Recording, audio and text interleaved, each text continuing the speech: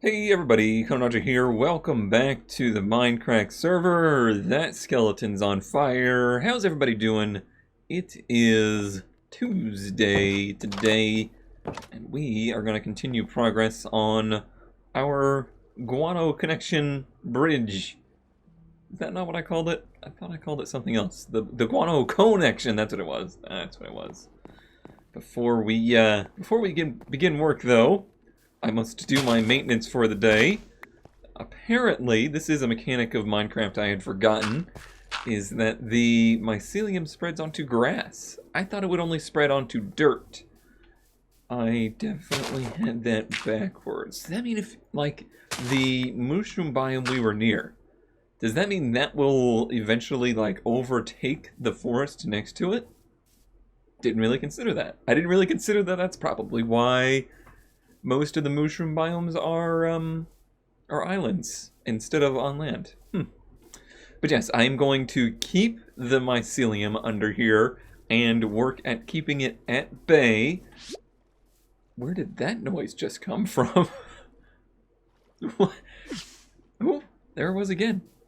Oh, I bet you it's the pufferfish. He'd get mad at the other fish. He doesn't kill the other fish, does he? No, it seems like they're cool with it. Okay, it's just us that he gets mad at. Or that he hurts. But yes, I am going to keep the mycelium until I can solve the mold problem. So basically it's going to be a personal goal, a personal reminder that I need to find a place to live, and I need to be working towards making that happen. And until I can make that happen, I'm going to have to keep the mold at bay. Which, I mean, it's not really mold, is it? But it looks it. It's fungusy and spory and all that good stuff. Okay, what are we doing today?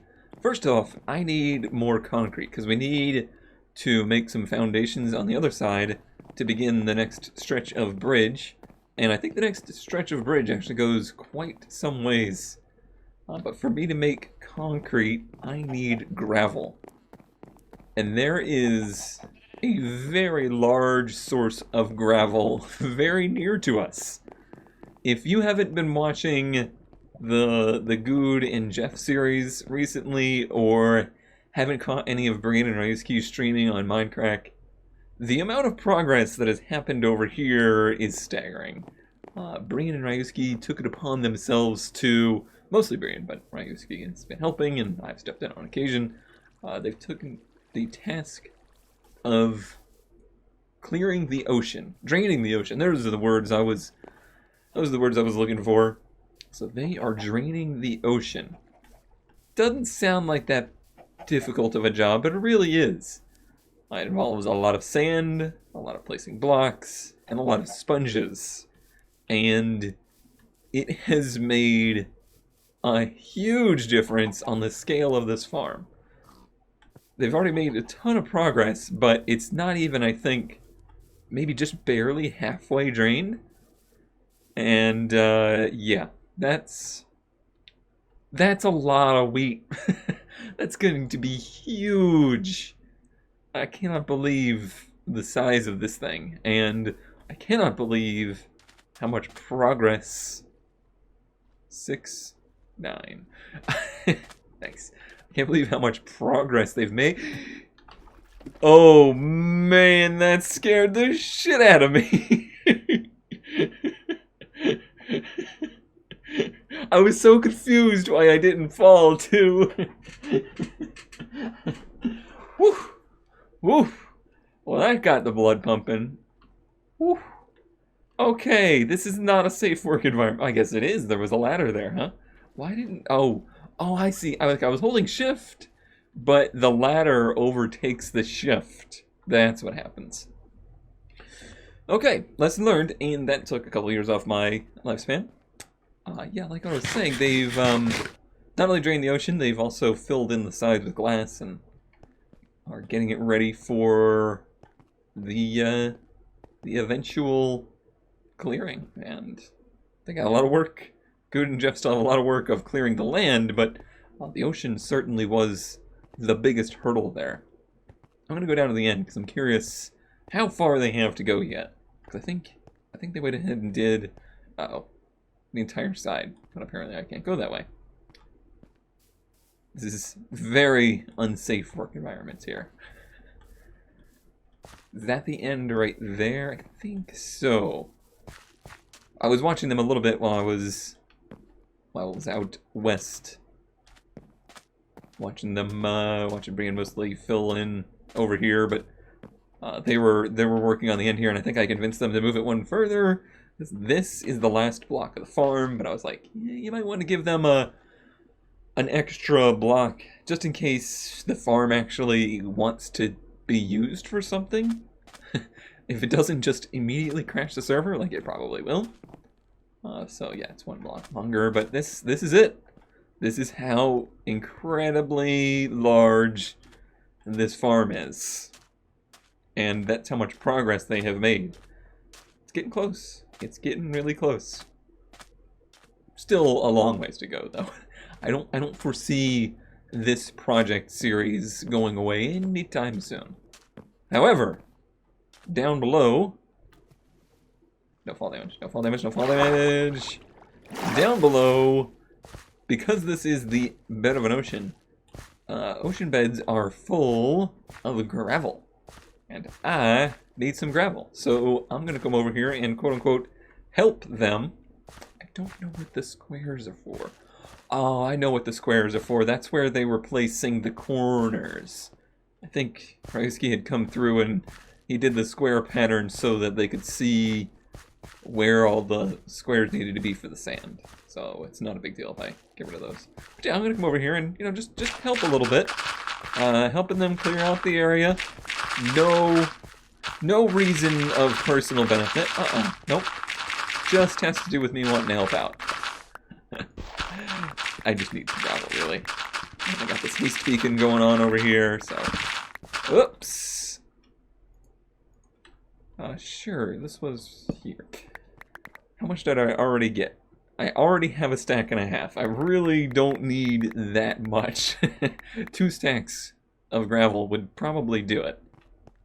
And I don't want to take too much because this is their series. Although apparently Jeff was like, it's really fine if you guys clear it out. They realize that it's still going to take a long time.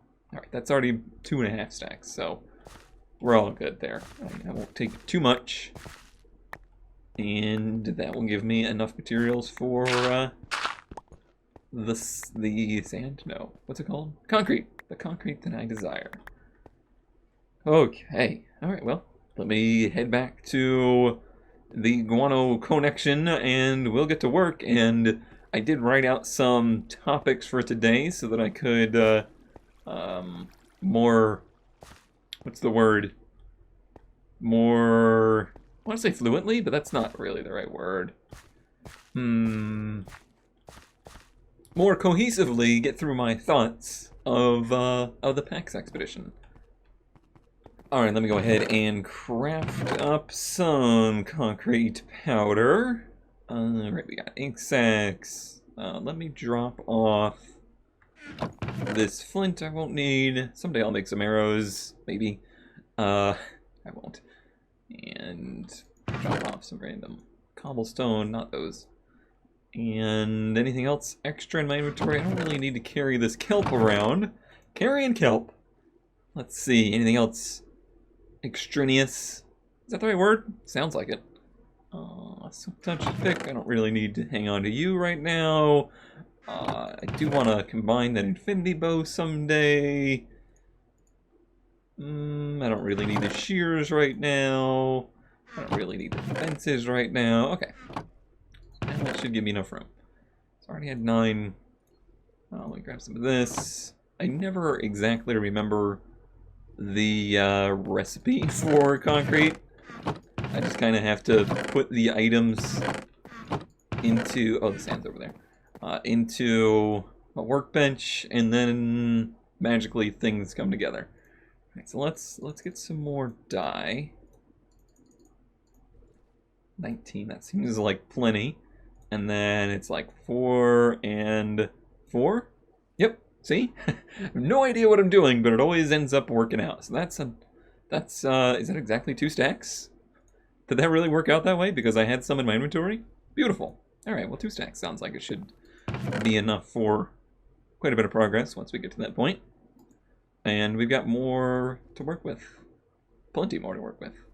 Cool. Alright, put that up too.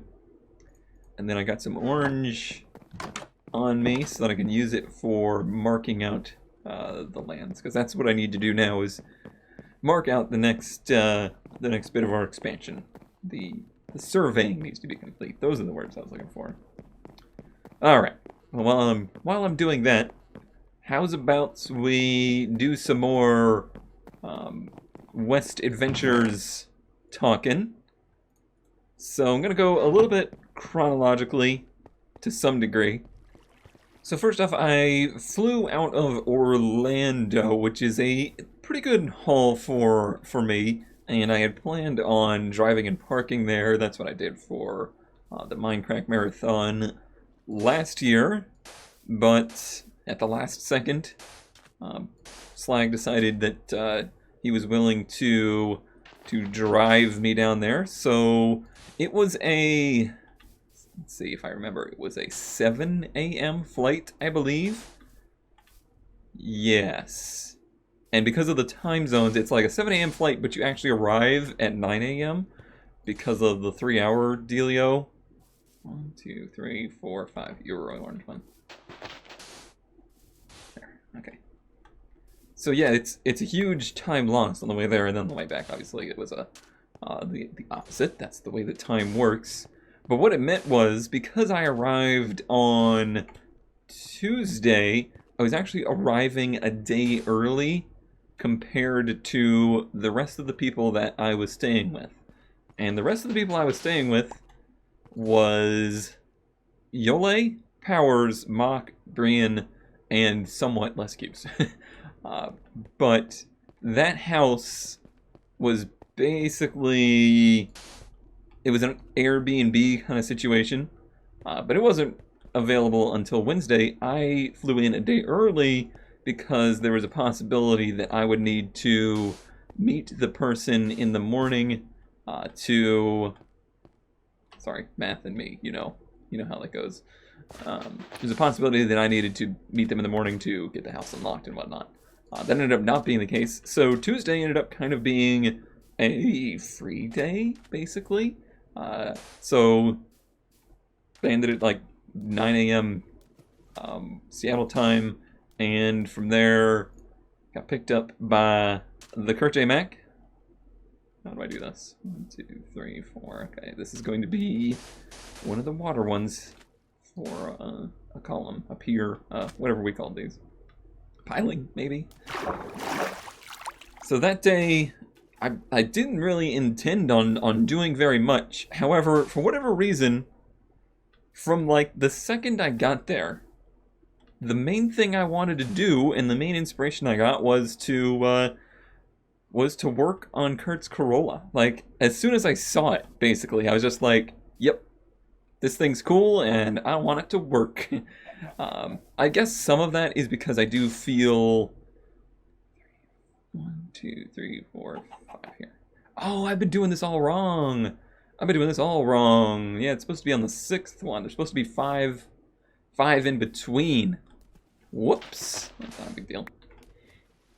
But yeah, I guess I do feel a little bit of, not pressure, but a little bit of, how do I word this? It's a little bit of an obligation for me that I put upon myself, because I definitely feel like the main reason that Kurt even got a car like that and got, a project car and whatnot, I don't think that was something that would have just naturally happened in his day-to-day life.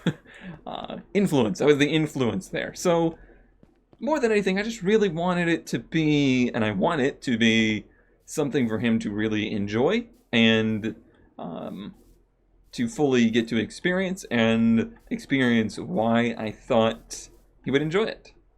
So, yeah, like I said, when I left, I didn't really have any any huge plans of like, all right, now when I'm here, I need to be really focused on working on the Corolla and making sure that that we get it running and everything. But as soon as I saw it, it was just, it's just, it's neat, and it's really, it's good enough to do it. You know what I mean? It's just, it doesn't feel like one of those doomsday projects. It feels like a very doable project. It feels like something that's right on the cusp of being something ultimately just very fun. And I know 1, 2, 3, 4, 5, then this one, right? 1, 2, 3, 4, 5. Nope, it's one too far. Because that tree counts for 1. I can count 1, 2, 3, 4, 5. See? Look how good I count. So yeah, because it seems like it's right on the cusp of being at the point of the real fun part. 1, 2, 3, 4, 5. This one. Which is the fiddly stuff, and I know that's the stuff that Kurt really enjoys doing, you know, the little details and things like that, and I talked about that in the Code on the Road. 1, 2, 3, 4, 5. This one. Got it. Right, is there another one up the hill? I think so. 1, 2, 3, 4. Ooh, this is going to be a weird one. This is going to upset people because it's not going to be even. 1, 2, 3, 4, 5, and then this one. That might be okay, because it might just end right here, actually. I'll have to look at the heights. So what is the height right here? It's 73. That's pretty high, so that should be good. Oof. Attack sneeze, sorry.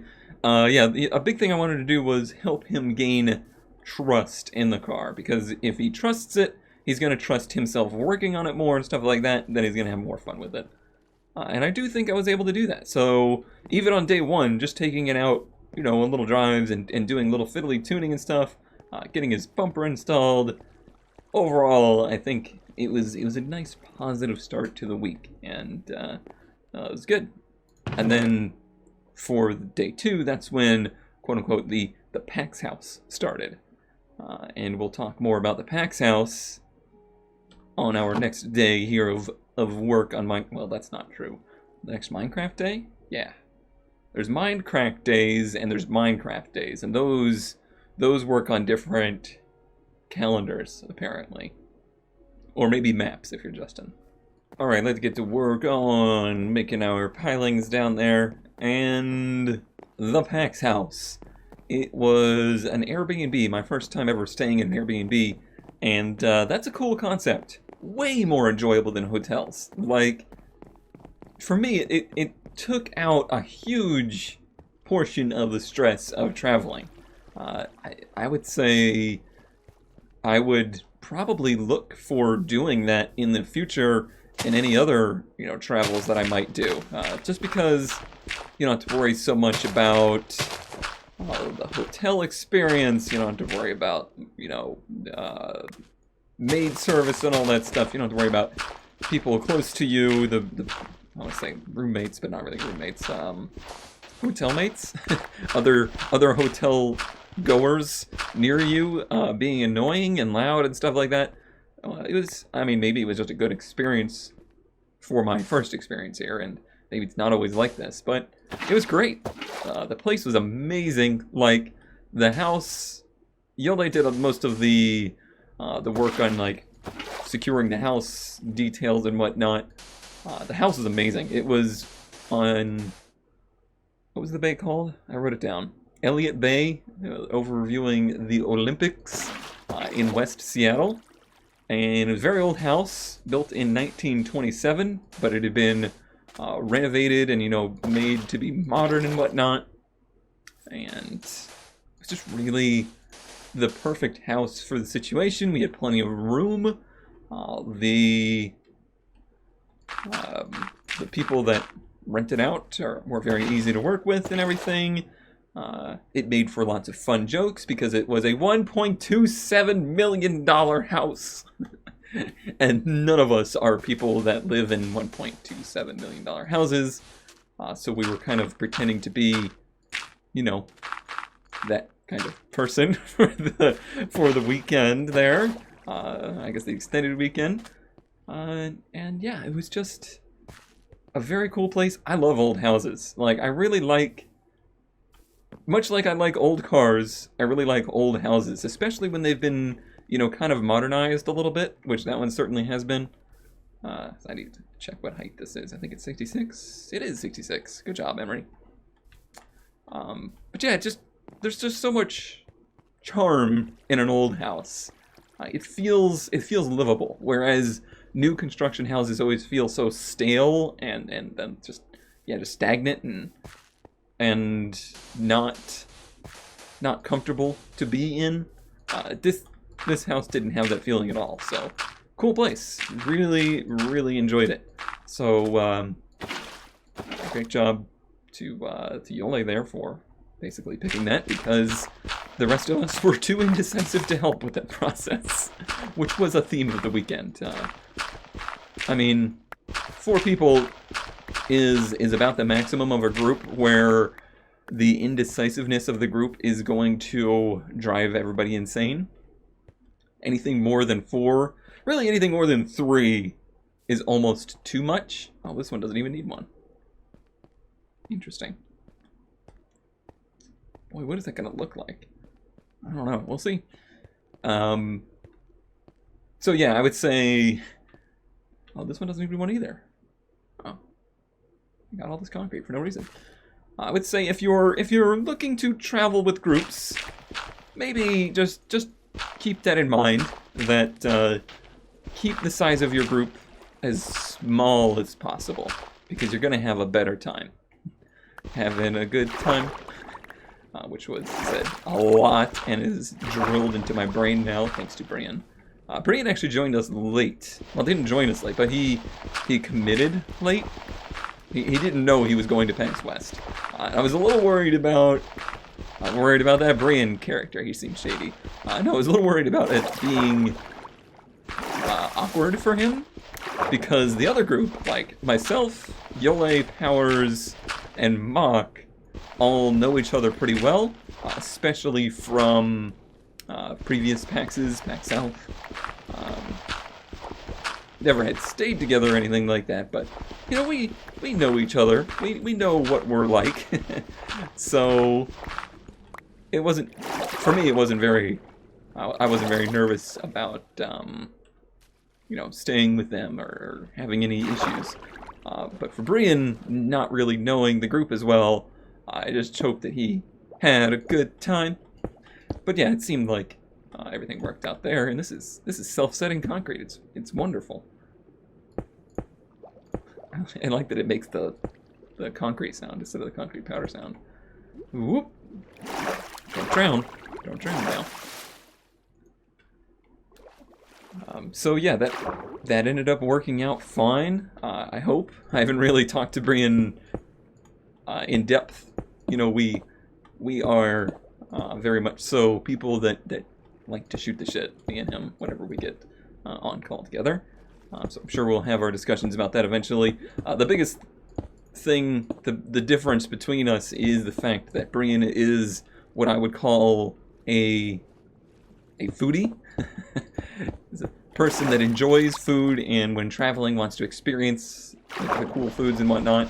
And I'm sure I'm frustrating because I just really couldn't care any less about food, especially when traveling. So that may have been one little area that may have frustrated him a bit.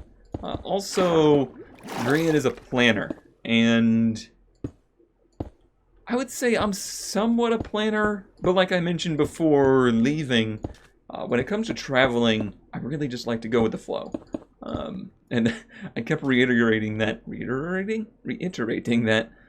whenever we were out and like trying to make decisions on what we were doing, and people would like pull me on it, I would just be like, you know what?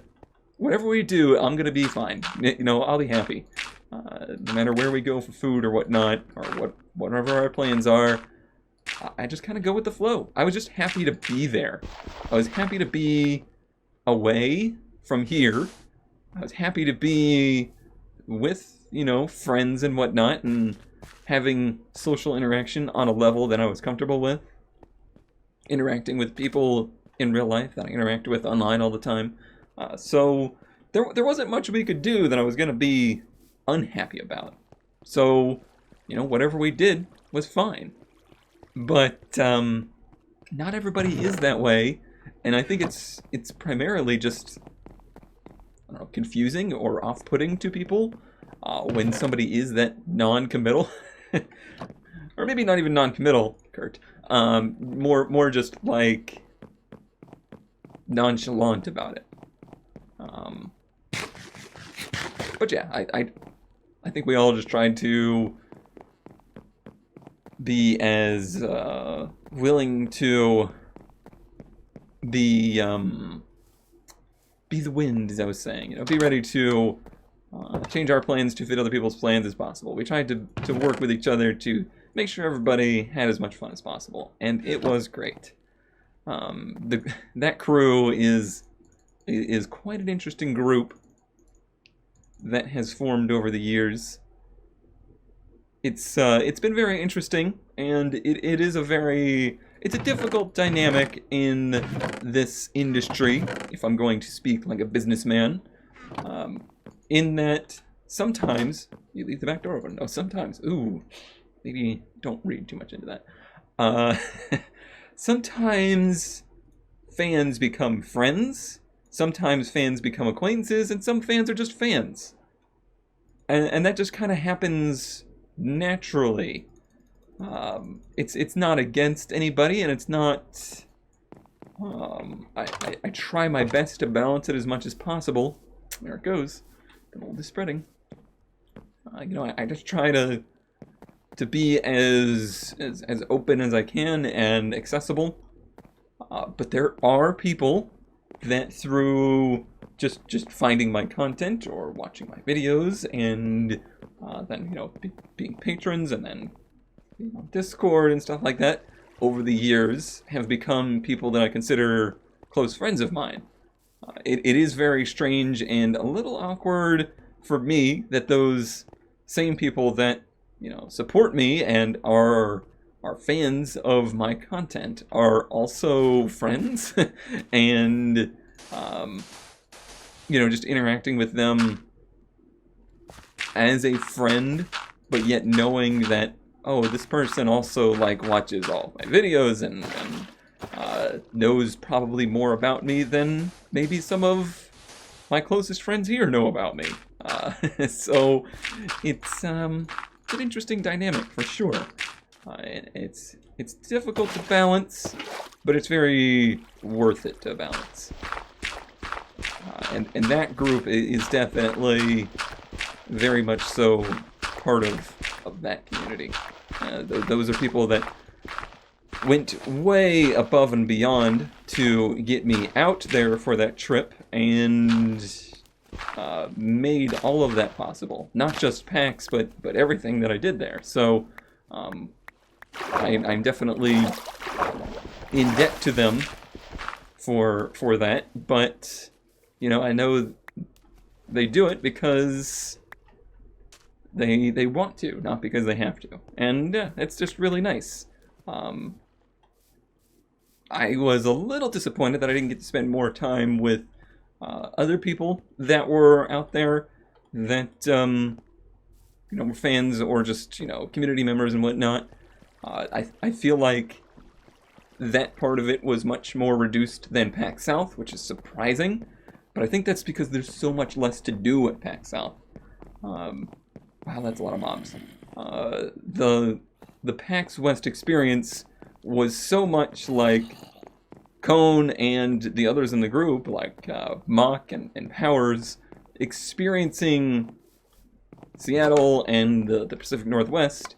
It was so much that kind of overtook the PAX stuff quite a bit, and that's what made some of the interaction less. And less cubes were there too.